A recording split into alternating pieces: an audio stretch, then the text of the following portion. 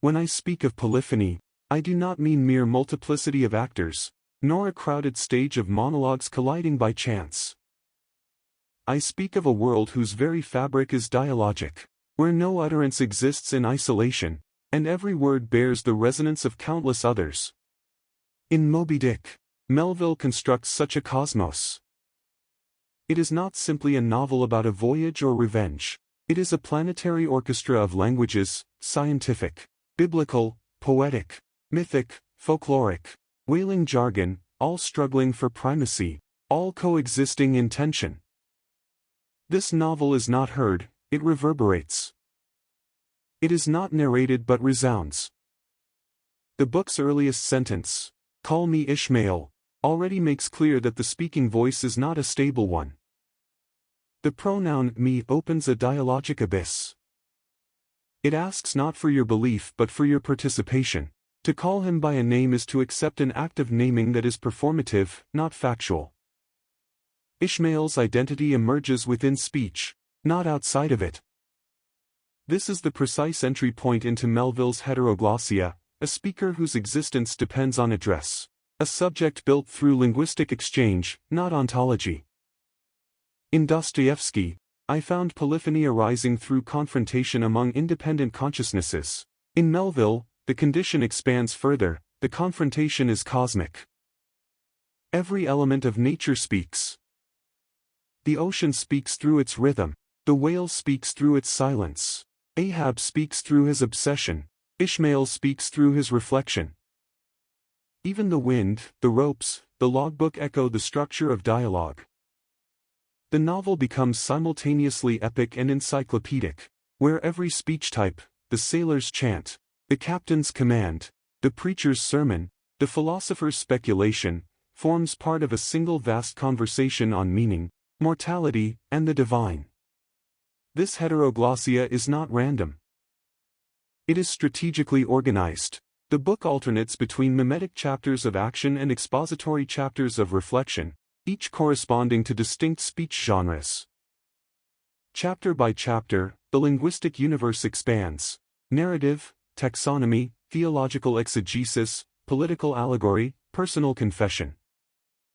The speech of science, with its precision, taxonomy, rationality, contends against the speech of Scripture, with its prophecy, allegory, mystery.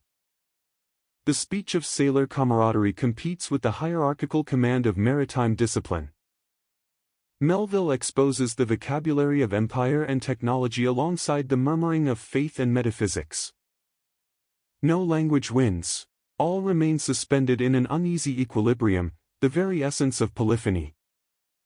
The novel's chronotope, its spatial temporal frame, is the sea itself, infinite, mobile, indifferent, yet unifying. All human voice is compressed into a small vessel that traverses an oceanic time without measure. On land, space tends to fix meaning. At sea, space dissolves it. Moby Dick thus situates time not as a linear progression but as watery recurrence, the endless motion of the waves, symbolizing cyclical thought, repeated inquiry, eternal debate. In this maritime chronotope, every minute expands into philosophical reflection. Days cease to mark progress and begin to mark depth. Ahab's pursuit transforms from temporal chase to timeless obsession, the chronotope of madness, where dialogism threatens to collapse under the gravity of monologic desire. Here lies the dialectical drama of the novel, the collision between polyphonic world and monologic man. Ahab refuses dialogue. His language is pure imperative. His relation to others is command, not exchange. He sees in the whale the mask of the inscrutable, yet his grammar converts the question into decree.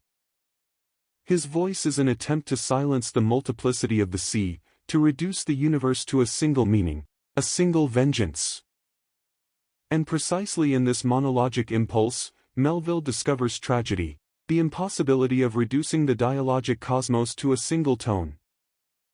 Ahab's doom is thus linguistic. He speaks in a world that cannot cease replying. Ishmael, by contrast, listens. He is the auditor of existence, the chronicler of infinite speech.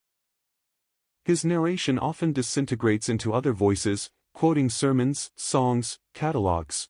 His identity, unlike Ahab's, is porous. For Ishmael, to survive is to remain within dialogue, to coexist with multiplicity rather than conquer it. This moral principle is deeply Bakhtinian. Life itself is dialogic. Silence, isolation, and monologism are the forms of death. Even the whale, the great absence at the center, is not mute in the Bakhtinian sense. Silence here is not void but counter-speech, a refusal that generates new interpretations. Every harpoon thrown at Moby Dick becomes an address. Every wound becomes a response. The whale's inscrutability multiplies meanings rather than extinguishing them. Its body becomes an index of discourses, theological, scientific, and philosophical, each reading the creature through its own register and none exhausting it. Melville constructs the ultimate dialogic object, a symbol whose depth can sustain infinite voices without closure. If we consider the carnivalesque dimension, Moby Dick achieves a striking transposition of medieval carnival into maritime life. The Pequod itself is a floating carnival stage. Diverse nationalities, religions, speech styles coexist. The high hierarchies of land society, race, class, nationality, are temporarily suspended. Sailors from diverse origins eat together, curse together, sing together, engage in playful rituals and mock authority. This temporary suspension of order reproduces what I called the carnival sense of the world, the reversal of power, laughter in the face of death, grotesque celebration amid danger. The ship, in its isolation, transforms bureaucracy into absurd theater, the cook sermonizing whales, the mates philosophizing over ropes.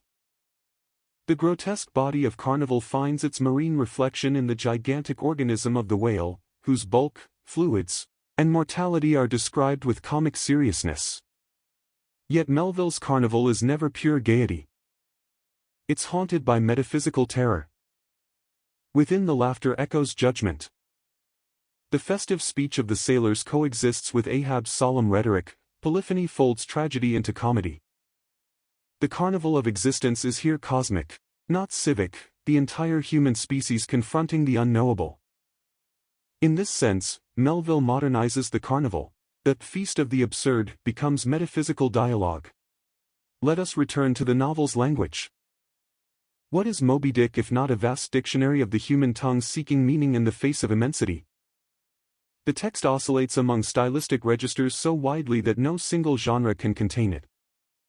Chapters read like encyclopedias, sermons, stage plays, dramatic monologues, and philosophical essays.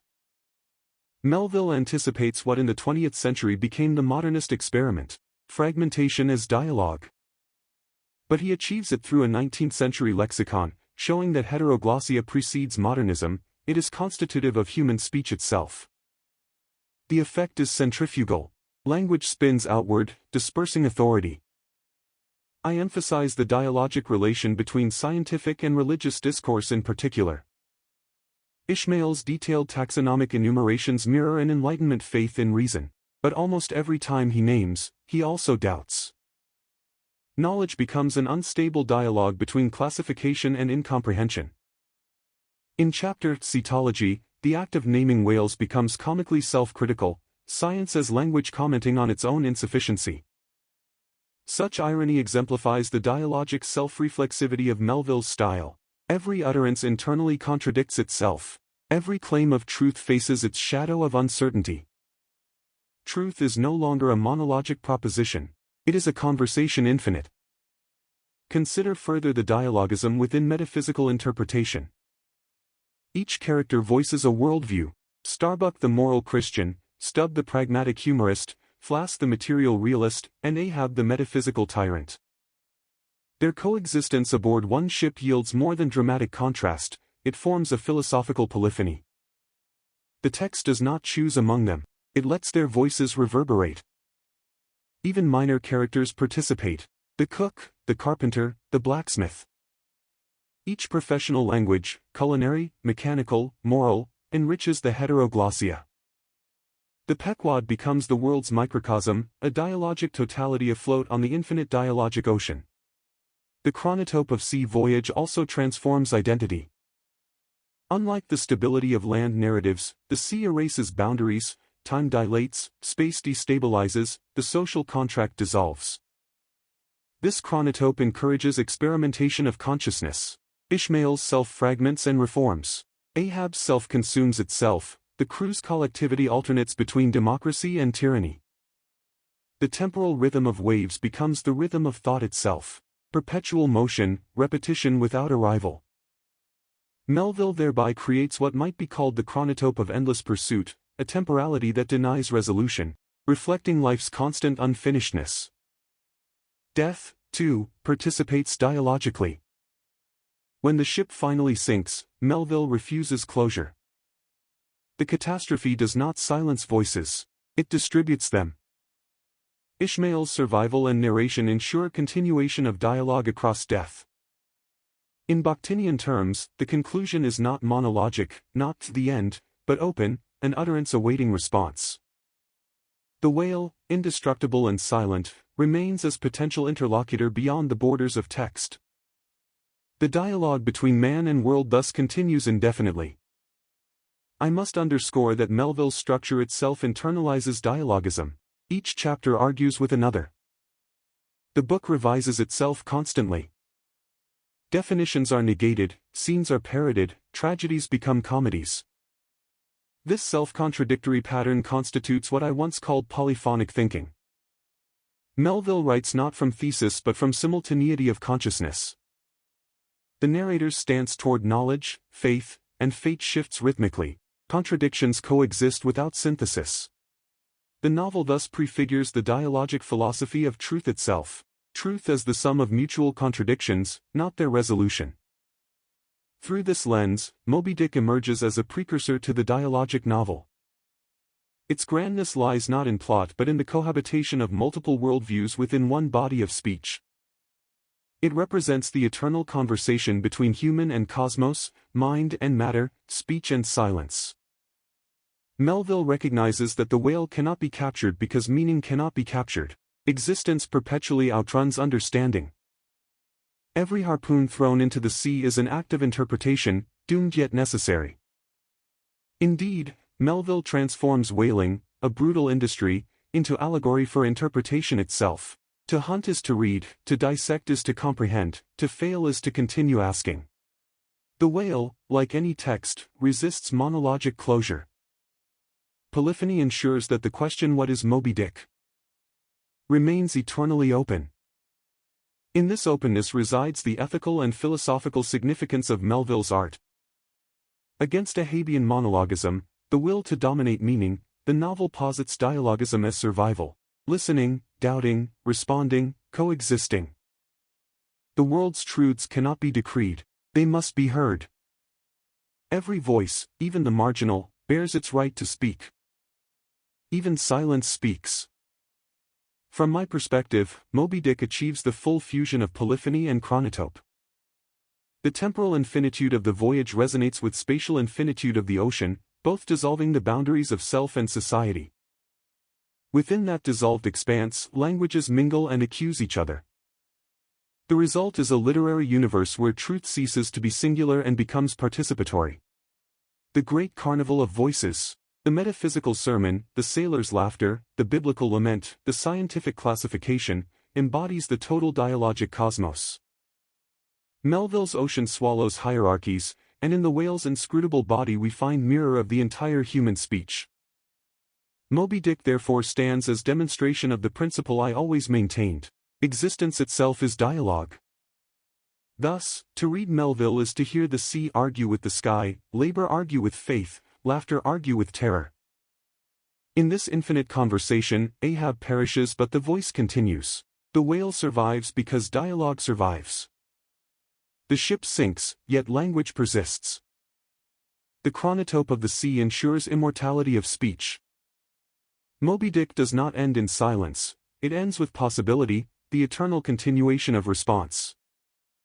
And in that unending exchange, in that oceanic speech beyond closure, literature attains its highest form. Polyphony absolved of authority, dialogism turned cosmic, heteroglossia eternal. That is Melville's triumph, and that is the everlasting conversation of man with the unknown.